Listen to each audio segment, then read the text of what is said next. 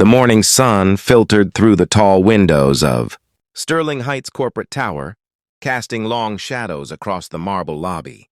Marcus.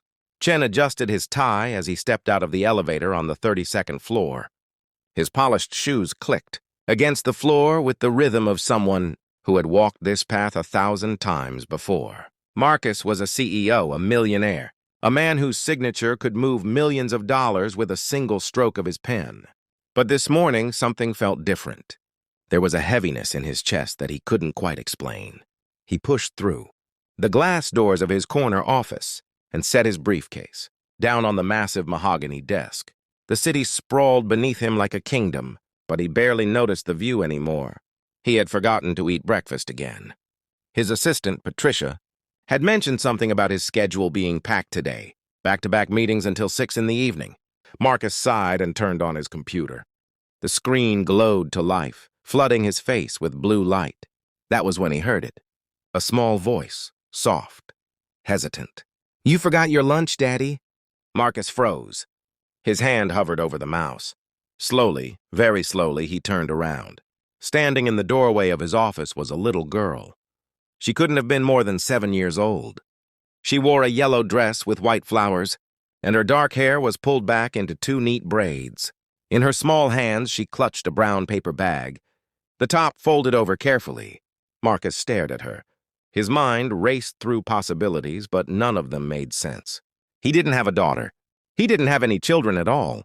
His life had been consumed by work for so long that relationships had become distant. Memories, brief encounters that never quite took root. I think you have the wrong person," Marcus said gently. He kept his voice calm, though his heart was pounding. "I'm not your daddy, sweetheart." The little girl's eyes widened. She looked down at the paper bag in her hands, then back up at him. Her lower lip trembled slightly. But you look just like him," she whispered. "You're wearing the same tie. The blue one with the little gold stripes." Marcus glanced down at his tie. Blue with gold stripes. It was his favorite. He wore it at least twice a week. He knelt down slowly, bringing himself to her eye level. This close, he could see that her eyes were rimmed with red, as if she had been crying recently. "What's your name?" he asked softly. "Emma," she said. "Emma Rodriguez." "Emma, that's a beautiful name." Marcus smiled, trying to keep her calm. "Where's your mom or dad? Are they here in the building?" Emma's grip tightened on the paper bag. "Daddy works here, on this floor. He told me the number, 3232. I remembered it." Marcus felt something shift in his chest. The 32nd floor housed several executive offices, not just his own.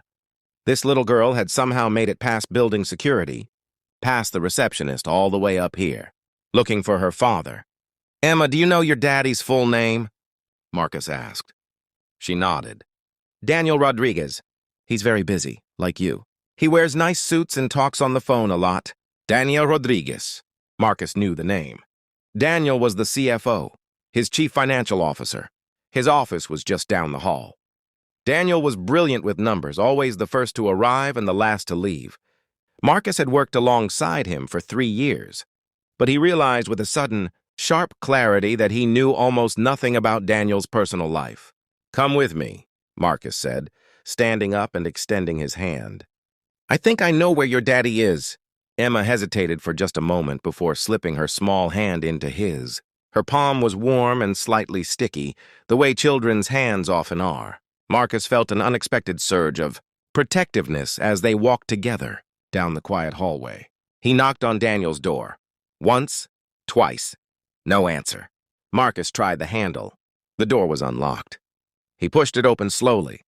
Daniel Rodriguez sat at his desk, his head down, buried in his arms. Papers were scattered everywhere. The computer screen showed a spreadsheet with numbers that seemed to blur together.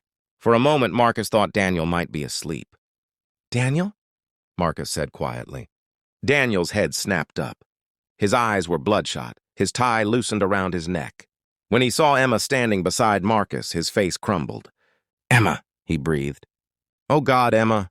The little girl let go of Marcus's hand and ran to her father. Daniel scooped her up immediately, holding her tight against his chest. His whole body shook. "I'm sorry," Daniel whispered into her hair. I'm so sorry, baby. I forgot.